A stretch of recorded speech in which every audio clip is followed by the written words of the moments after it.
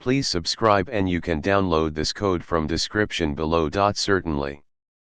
Inserting text file data into a Python dictionary is a common task, especially when you have structured data in a text file that you want to organize into a dictionary for further processing. Here's a step-by-step tutorial with code examples. Let's start by creating a sample text file, data.txt, with structured data. For this example, let's assume each line in the text file represents key-value pairs separated by a delimiter, such as a colon, smiley face.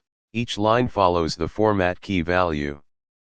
Now, let's write a Python script to read the text file and parse its contents into a dictionary. In this function, let's test the function with our sample text file.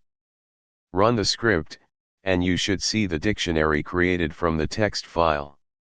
Now, you can access and manipulate the data in the dictionary as needed for your application. In this tutorial, you've learned how to read data from a text file and insert it into a Python dictionary. This can be useful when dealing with structured data that needs to be organized and processed in a more accessible format.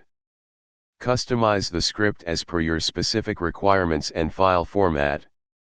ChatGPT